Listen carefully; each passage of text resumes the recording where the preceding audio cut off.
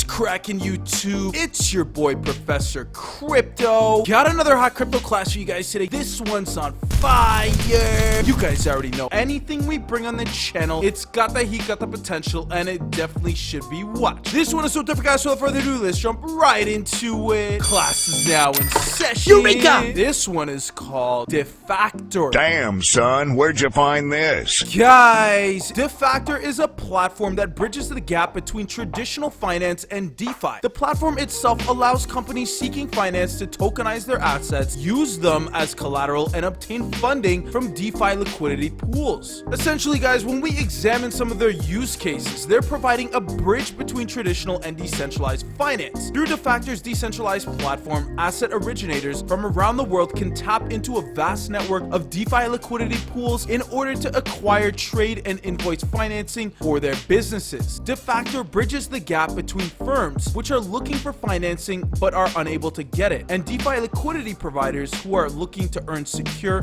outperforming asset-backed yields. It's one of the first ever projects to bring real-world assets into the DeFi space. Defactor's platform is accessible for asset originators, lowering the barriers they face when entering the DeFi space, and has risk profiles for each of its different asset classes, so liquidity providers have an understanding of what they're lending to and can choose a level of risk and corresponding yield which suits their requirements. They've been seen on Cointelegraph, HackerNoon, and Yahoo Finance, some of the biggest crypto outlets in the world, guys. Now, before we jump into what they explain is their problems and their solutions, let's talk about what blockchain that they're built on. Initially, guys, they're built on the Ethereum blockchain. Defactor is adoptable to multiple protocols. For its partnership with Centrifuge, it operates on the Altar chain. The project aims to prioritize high-volume, low-cost protocols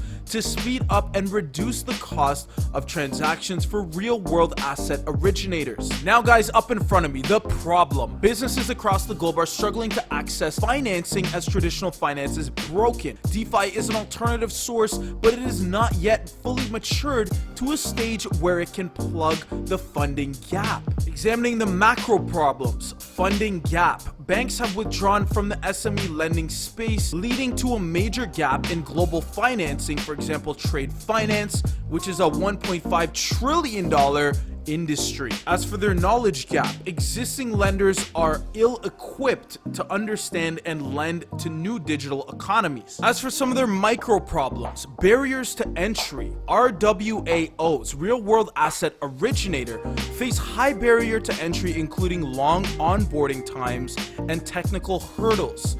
As for the stability and growth, the struggle with this, guys, the DeFi ecosystem is in need of onboarding real-world assets for stability and future growth. Their solution, Defactor reduces the barriers to entry for real-world asset originators by providing tools to manage and scale their processes and giving investors transparency and governance over the assets being traded. Defactor facilitates the growth of DeFi by enabling businesses across the globe to access DeFi. How it works here, guys, investors are, of course, at the top. That flows into the DeFi liquidity provider Centrifuge partnership and the DeFi liquidity providers. This all flows into the asset NFTs, as well as the deal tokenized and the deal manager and the deal liquidator. Followed by this, guys, we have the deal validators, the dealer risk calculator, and the collateral managers. This is all connected by the asset originators. Looking at the Factr token, it is the native token of Defactor. They believe that a well-designed token is the best means of coordinating a network, aligning interests, and incentivitizing ecosystem growth. When it looks at incentivitizing positive actions, the purpose of the Factr token is to coordinate the Defactor ecosystem and incentivize positive actions from all ecosystem participants, be they validators, asset originators, or active token holders. Tokens will be awarded for actions such as referrals and successfully completing deals. They will also be offered as an incentive for asset originators and other key ecosystem partners to contribute to the platform. As for network access, Factr is requiring access Defactor services. Asset originators must pay a fee in Factr for platform access. This fee will be based on a spread of the financial value of the transaction being processed. As for the staking, guys, token holders who stake Factr will be eligible for staking rewards. This gives a further incentive to hold Factr and enables a wider global community to participate in the Defactor ecosystem and avail of its benefits.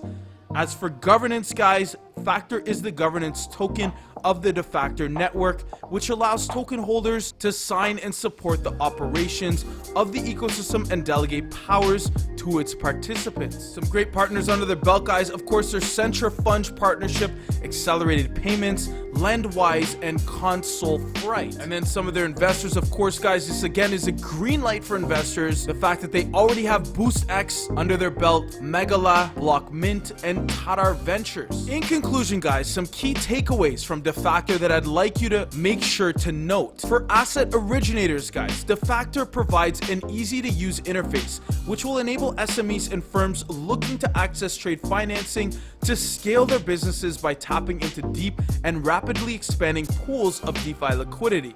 Through Defactor's innovative protocol, firms will be able to use their assets as collateral to secure the funding they need to grow and thrive, regardless of arbitrary factors such as geographical location and with minimal barriers to entry. Defactor's user-friendly platform will feature a standardized onboarding process to make the journey of asset originators into the realm of DeFi borrowing smooth and hassle-free. Now, when it comes to liquidity providers, Defactor allows liquidity providers to earn an outperforming yield on their crypto assets by lending to firms which use real-world assets as collateral against their borrowing. This offers a layer of security to LPs and means their investments is backed by tangible physical assets. Defactor has performed extensive risk modeling to access, evaluate, and ultimately minimize the risks being assumed by lenders. Defactor's platform will feature risk profiles for every asset class it offers, meaning LPs have clarity and visibility around what is underpinning their investment and can therefore choose a level of risk and yield which suits their needs. Ending off with their team here, guys, they have extensive experience collateralizing real-world assets and leveraging them to acquire financing from DeFi liquidity pools. The background and expertise of the team, combined with their extensive industry knowledge, ensures an institutional-grade experience for asset originators looking to use the platform and access DeFi liquidity. Their team built a Forbes FinTech 50 nominated global finance platform that originated annually over $50 billion of assets from corporations around the world. The Factr token has been audited by Blockwell, guys. Once the Defactor platform is built, then the code will be audited as well. Shout out to all my students. I love you. Group hug. Shout out to the Crypto Class Gang. Shout out to the Lambo Gang. Shout out to the Whale Gang. Shout out to the Hodl Gang. Thank you for always your continued support, guys. I really appreciate it. If you guys enjoyed this video, please be sure to smash that like button for me. Drop a comment in the comment section below. Please remember, guys, we are an impartial channel, so whether the opinion is negative or positive, we'd be more than happy to hear it. That being said, guys, class is now dismissed. We'll see you in our next video. Professor Crypto out.